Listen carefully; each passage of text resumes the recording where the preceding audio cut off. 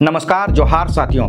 आज इस वीडियो के माध्यम से हम आप लोगों से बातचीत करेंगे। सर्वप्रथम हम आप लोगों से बात करेंगे जेटेट पास अभ्यर्थियों के लिए मेरी एक छोटी सी अपील है। जो 2013 एवं 16 में जेटेट पास किए हैं, कृपया इस अपील को ध्यान से सुने। दूसरी जो हम आप लोगों से आज बातचीत करेंगे साथियों, जेटेट वर्सेस सीटेट की केस में 19 जुलाई को जो अहम सुनवाई हुई और 6 अगस्त को जो अहम सुनवाई हुई, सरकार की ओर से डायरेक्ट कपिल सिब्बल सर ने जो अपना पक्ष रखा, उसके बारे में विस्तार से बात करेंगे। और तीसरी जो बात करेंगे साथियों, परिमल कुमार और परिमल कुमार की पूरी टीम पे एक आरोप लगाए जा रही है कि सहायक आचार्य की नियुक्ति हम लोगों की वजह से विलंब हो रही है। मैं आपको साक्ष्य के साथ दिखाऊंगा कि किनके वजह से विलंब हो रही है। उसके बाद आप लोग कमेंट सेक्शन में जरूर बताइएगा कि ये कहां तक बात सही है। चौथी जो हम आप लोगों से आज बातचीत करेंगे साथियों, 2012 शिक्षक नियुक्ति नियमावली के तहत प्रथम सुनवाई कब तक हो जाएगी, इसकी संभावना कब तक है।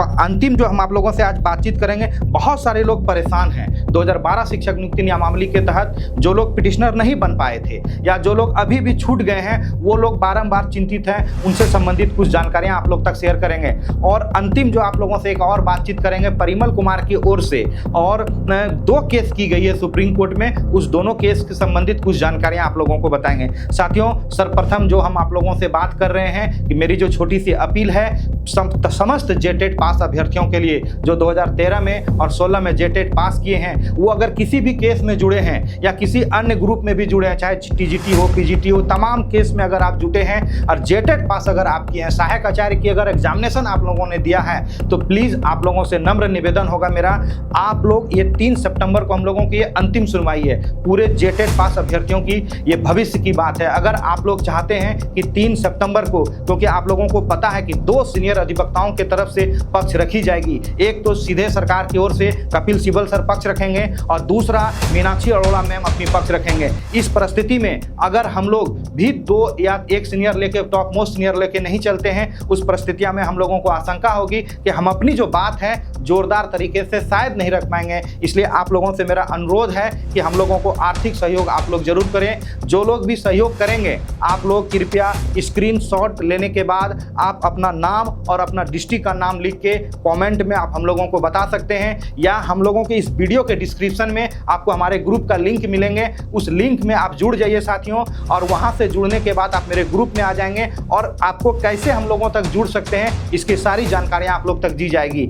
आप 24 जिला के जो ये सूची आप लोगों के समक्ष जारी की जा रही है, ये 24 जिला की सूची है साथियों। आप जिस जिला में हैं, जहां हैं, जिस जगह है, अगर आप लोगों को लगता है कि 3 सितंबर को हम लोगों की अहम सुनवाई होने वाली है, आपके और हमारे भविष्य की जिंदगी की सवाल है साथियों, आप लोगों को समझना पड़ेगा कि अपने हक और अधिकार के लिए हम लोगों को भी आगे आना पड़ेगा। जो लोग केस में सम्मिलित नहीं हुए हैं, आप लोगों से सादर अनुरोध है मेरा, और जो लोग पिटिशनर बने हैं, आप दोनों साथियों से मेरा अनुरोध है, अगर आपको लगता है कि 3 सितंबर को आपके और हमारे भविष्य को बचाए रखने के लिए आपको अगर मदद करने की जरूरत है, कि 24 जिला की जो सूची आप लोगों के समक्ष जारी की जा रही है साथियों, इसके माध्यम से आप किसी को भी कॉल कर सकते हैं। आप जहां हैं, जिस जिले में हैं, उनको कॉल करके आप सीधे जिला अध्यक्ष को सहयोग राशि जमा कर सकते हैं। अगर किसी जिला में किसी प्रकार की समस्या है, तो आप डायरेक्ट हमारे केंद्रीय कमेटी में भी सहयोग राशि जमा कर सकते हैं साथियों। ये बहुत अधिक आवश्यक है।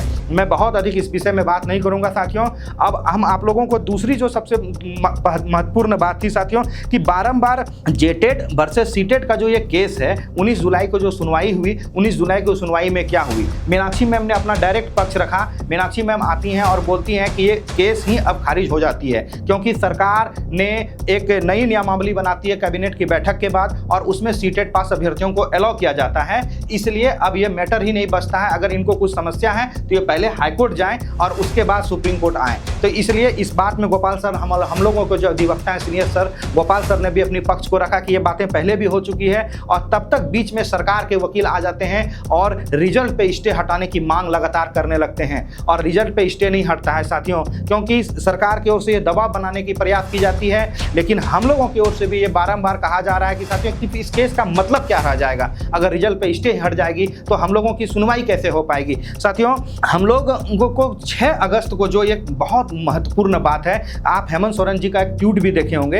हेमंत सोरेन जी ने डायरेक्ट इसमें इतनी तत्परता अभी दिखाए और सीधे सीधी कपिल सिब्बल सर आ गए पक्ष रखने के लिए, और इसको आईए के माध्यम से मेंशनिंग करते हैं और मेंशनिंग के बाद ये चाहते हैं कि इस केस की सुनवाई अभी हो जाए और तुरंत से तुरंत रिजल्ट पे स्टे समाप्त हो जाए। साथियों, आप लोगों को बताने की जरूरत है कि आप लोग ये चयन कीजिए कि सरकार जेएसएससी के माध्यम से कैलेंडर जारी की जाती है और जेएसएससी के कैलेंडर में आप लोग अगर देखेंगे तो सहायक आचार्य की जो रिजल्ट प्रकाशित होने की संभावित तिथि जो दिखाई गई थी, आप इस कैलेंडर में खुद देखिए साथियों कि सितंबर के प्रथम वीक में कहा गया है कि रिजल्ट को प्रकाशित करेंगे।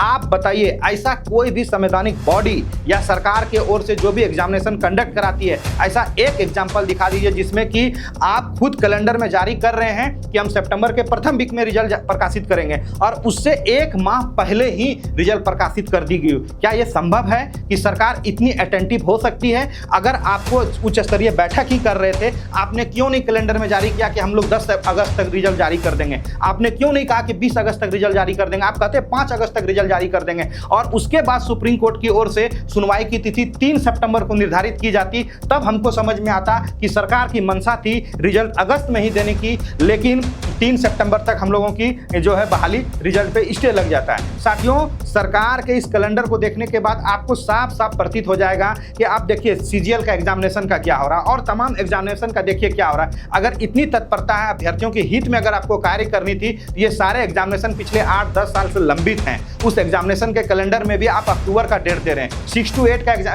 रिजल्ट प्रकाशित होने का डेट आप दे रहे हैं अक्टूबर में। तो आप कैसे नियुक्ति करने के लिए बात कर रहे हैं? किस पे आरोप आप लगाने की बात कर रहे हैं? आप में खुद एक खामियां हैं। सरकार के जो भी तंत्र हैं, मैं उनसे नम्र निवेदन करूंगा कि कृपया आप अभी भी राज्य में जितने भी तंत्र हैं, आपको सीधी नियुक्ति जो एकमात्र हम लोगों का विकल्प है 2012 नियुक्ति नियमावली के तहत, उसकी ओर आगे बढ़ने की जरूरत है। क्योंकि सहायक शिक्षकों का जो सीट है 17,446 सीट जो है, इस सीट पे आप लोगों को विचार अवश्य करनी चाहिए। मेरी तो यही छोटी सी अपील रहेगी आप लोगों को। साथियों, तीसरी जो हम आप लोगों से बात कर रहे थे, एक बारंबार जो आरोप लगाया जा रहा है कि परिमल कुमार की वजह से ये नियुक्तियां लंबित है। आपको अभी तक समझ में आ जाएगा कि क्या लंबित है। मैं आप लोगों को कुछ डाटा आप लोगों के समक्ष प्रस्तुत करता हूं। साथियों, आप लोगों एक बात समझिए, 12 जनवरी को हम लोगों का एग्जाम होना था। साथियों, आपको पता है जिस समय सीटेट का केस चल ही रहा था हाईकोर्ट में, उससे पहले ही हम लोगों का नियमावली आ जाती है, फॉर्म भर लेते हैं। हम लोगों का 12 जनवरी को एग्जाम होने वाला था। आप लोग इसको मोबाइल स्क्रीन पे देखिए, 12 जनवरी को एग्जामिनेशन होने वाली थी और एग्जामिनेशन 10 जनवरी को हम लोगों का कैंसिल कर दिया जाता है। साथियों, और क्यों किया जाता है? क्योंकि सीटेट पास बंधुओं को भी इसमें अपॉर्चुनिटी दी गई हाईकोर्ट के माध्यम से,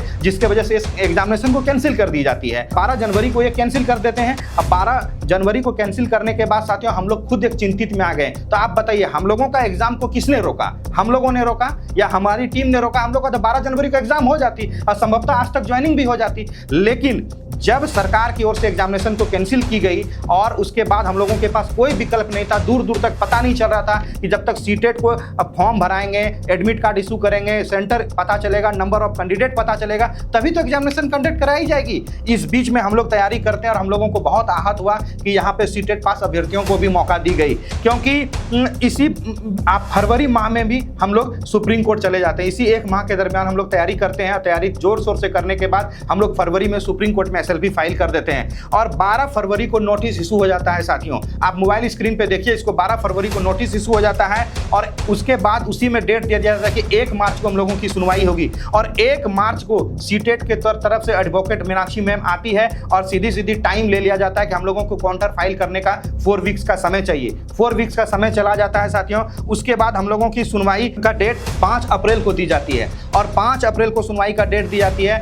हम लोगों ने जिसको रिस्पोंडेंट बनाया था, जिनको हम लोगों ने पार्टी बनाया था, उनको आप मोबाइल स्क्रीन पे एक बार देखने का काम करें कि किनको हम लोग पार्टी बनाए थे। और 1 से लेके 5 तक साथियों अपने सरकार ने अपना जवाब दाखिल कर दिया। 5 अप्रैल को सरकार का जवाब आ जाता है। जो काउंटर फाइल करना था सरकार को, सरकार जवाब फाइल कर देती है, जैक फाइल कर देती है। तमाम सरकार के जो बॉडी हैं वो सारे लोग मिल के जवाब फाइल कर देते हैं। लेकिन सीटेट पास बंधुओं की तरफ से उस वक्त भी काउंटर फाइल नहीं किया जाता है। 5 अप्रैल की बात कर रहा हूं। फरवरी में केस हुई, 12 फरवरी को नोटिस हुई, 1 मार्च को सुनवाई होती है, टाइम लिया जाता है सीटेट के वकील के द्वारा। फिर हम लोगों को 5 अप्रैल का समय मिलता है। 5 अप्रैल को सरकार के तमाम अधिकारियों के द्वारा जवाब फाइल कर दी जाती है, लेकिन सीटेट पास अभ्यर्थियों के द्वारा ऐसा काउंटर फाइल नहीं किया गया साथियों उस वक्त भी। और उसके बाद हम लोगों को डेट मिल जाता है 19 जुलाई को। आप लोगों को पता है 19 जुलाई को डेट मिल जाता है। और 19 जुलाई से भी पहले हम लोगों को पता है कि इस बीच में क्या होता है। अप्रैल में हम लोग चले जाते हैं और एग्जामिनेशन पे स्टे लगता है। 19 जुलाई को जब सुनवाई होती है साथियों, 18 जुलाई को सीटेट पास बंधुओं के द्वारा अभी काउंटर फाइल किया गया साथियों। तो अब आप लोगों को यह सोचना है कि जेटेट पास अभ्यर्थियों के द्वारा इस नियुक्ति प्रक्रिया को विलंब की जा रही है।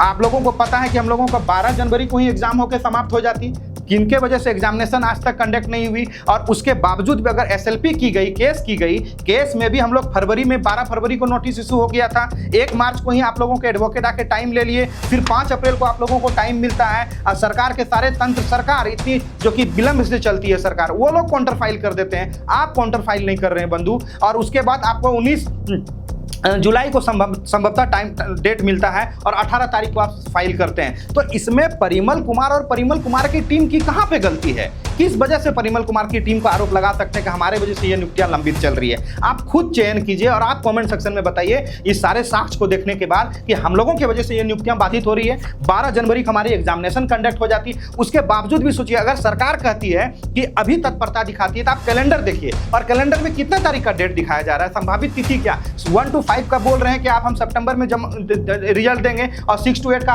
अक्टूबर में आप रिजल्ट देंगे। तो फिर क्या ऐसा कभी आप लोगों ने देखा है? विद्यालय में भी इतने बड़ी जेएसएससी की कार्यालय, उन्होंने कहा कि हम सितंबर में रिजल्ट प्रकाशित करेंगे और 1 माह पहले ही रिजल्ट दे दिया जाएगा। तो फिर हम लोगों पे आरोप कैसा साथियों? इसलिए आप लोगों को ये विचार करने की जरूरत है। मैं आप लोगों को बिल्कुल आश्वस्त करता हूं, बिल्कुल ये विश्वास दिलाता हूं साथियों, 3 सितंबर को जो हम लोगों की सुनवाई होने वाली है, 3 सितंबर की सुनवाई में हम और हमारी टीम चाहे भी तो साथियों कि हम लोगों को भी रिज्वाइंडर फाइल करने का कानूनन अधिकार है। हम लोग भी चाहे तो 3 सितंबर को भी हम लोग आके डेट ले सकते हैं रिज्वाइंडर फाइल करने का, लेकिन मैं ऐसा नहीं करूंगा। हमारे वजह से इस केस में कहीं से डिले नहीं की जाएगी साथियों। बिल्कुल आश्वस्त करते हैं आप लोगों को, हम लोग बहुत तीव्र गति से कार्य कर रहे हैं और इसमें कहीं से आप लोगों को विलंब नहीं करेगी। चौथी जो हम लोग आप लोगों से बात कर रहे थे साथियों, 2012 नियुक्ति नियमावली यानी सीधी नियुक्ति वाली जो हम लोगों का प्रथम सुनवाई कब तक होगी, ये संभावित तिथि क्या हो सकती है इसकी, हम लोग निरंतर प्रयास कर रहे हैं साथियों। इसकी सुनवाई कब तक होगी? आप लोगों को पता है कि हम लोगों ने केस फाइल कब किया और केस फाइल 16 मई को हम लोग करते हैं साथियों। आप कैलेंडर देखिए मोबाइल स्क्रीन पे कि कैलेंडर में आपको पता है कि 18 तारीख से लेकर 7 जुलाई तक सुप्रीम कोर्ट छुट्टी है। आप खुद निर्धारित कीजिए, 7 जुलाई तक सुप्रीम कोर्ट छुट्टी है, 8 जुलाई को खुल रही है। 8 जुलाई खुलने के बाद आप केस फाइल कब कर रहे हैं? 16 को। उसके बाद तो छुट्टी हो जा रही है, केवल 2 दिन वर्किंग डे होती है। अब उसके बाद से टाइपिंग का काम होता है, करेक्शन का काम होता है। करेक्शन करने के बाद चीजें जो रजिस्ट्रार की जो सुप्रीम कोर्ट में चीजें होती है वो होती है। केवल एक लौता मेरा केस थोड़ी है, 28 राज्य हैं हिंदुस्तान में और 2800 राज्य का केस सुप्रीम कोर्ट में आता है साथियों। आप लोगों को विचार करने की जरूरत है। और उसके बाद भी क्या होता है, 22 तारीख को आप मोबाइल स्क्रीन पे देखिए, कोर्ट की तरफ से डिफेक्ट लगाई जाती है और डिफेक्ट में कोर्ट फी जमा करना पड़ता है। 22 तारीख को हम लोगों ने कोर्ट फी जमा कर दिया साथियों। आप लोग इसको भी मोबाइल स्क्रीन पे देखिए, 22 जुलाई को कह रहे हैं, 7 जुलाई को खुलती है। टाइपिंग की सारी कार होती है, जो करेक्शन होता है, जो वर्ड मीनिंग स्पेलिंग जो मिस्टेक हो जाता है उनको सब कुछ सही करने के बाद, टाइप कॉपी जमा करने के बाद कोर्ट फीस जमा करना होता है, जो कि 19 तारीख को हम लोगों की सुनवाई थी। हम 22 तक दिल्ली में हैं, 22 को हम लोग जाके जमा करते हैं और उसके बाद निरंतर दिल्ली में ही रह के सारे कार्य को निष्पादित कर रहे थे साथियों। इसलिए और अभी जो वर्तमान का जो अभी समय है अगस्त में साथियों, अगस्त में 6 अगस्त को आपको पता चल गया कि हम लोगों की इतनी अहम सुनवाई थी, वो भी कपिल सिब्बल सर के माध्यम से सुनवाई हो रही थी। और कपिल सिब्बल सर डायरेक्ट आते हैं और डायरेक्ट बोलते हैं कि ये तो हाईकोर्ट में पार्टी ही नहीं थे, यहाँ आके सुप्रीम कोर्ट में पार्टी बन गए और रिजल्ट को स्टे लग गया है, तो इसको हटा दिया जाए। आप ये सारी चीज़ों से अवगत हैं साथियों। 14 अगस्त आज जो हम वीडियो ये शूट कर रहे हैं साथियों, 14 तारीख से लेके आपको पता है कि 20 अगस्त तक फिर से सुप्रीम कोर्ट में छुट्टी है। इसको भी आप लोग कैलेंडर में देख लीजिए साथियों। संभवतः सारे कार्य 2012 नियुक्ति नियमावली के संपन्न हो चुके हैं और स्वस्थ रहिए आप लोग। आप लोगों को अगस्त में ही हम लोग पूरी प्रयास कर रहे हैं, रिक्वेस्ट करें, संभवतः अगस्त में 2012 शिक्षक नियुक्ति नियमावली की प्रथम सुनवाई हम लोगों की कंप्लीट हो जाएगी।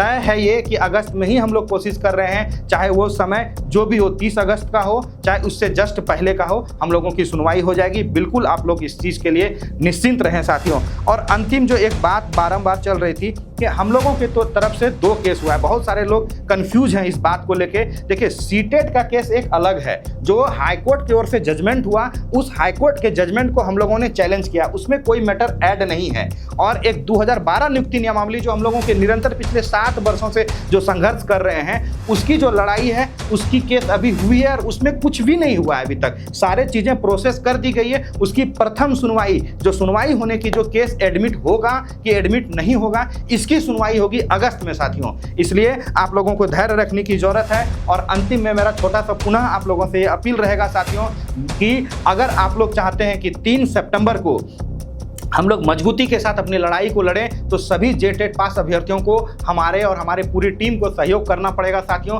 आप जहां हैं, जिस जिले में हैं, 24 जिला से संपर्क कर सकते हैं। अगर आपको किसी प्रकार की समस्या है तो आप हमारे केंद्रीय कमेटी से संपर्क कर सकते हैं। आपको कमेंट सेक्शन में हमारे केंद्रीय कमेटी का लिंक दिया जाएगा, डिस्क्रिप्शन में हम अपने ग्रुप का लिंक दे देंगे। आप वहां से जुड़ के तमाम जानकारियां हम लोगों तक प्राप्त कर सकते हैं। प्लीज़ किसी के धोखे में ना आए। जब तक सारी चीज़ें पुष्टि ना हो जाए तब तक आप लोग किसी को भी सहयोग राशि ना दें।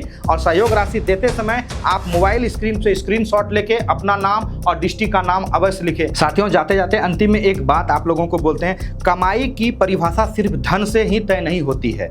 तजुर्बे, रिश्ते, प्रेम, सम्मान और सबक सब कमाई के ही रूप है, ये भगवान बुद्ध ने कहा था साथियों। इसलिए आप लोग जो बारंबार ये बात बोलते रहते हैं कमाई का जरिया है ये वो, ये तमाम चीज़ें जिंदगी भर मनुष्य के साथ नहीं रहती है साथियों।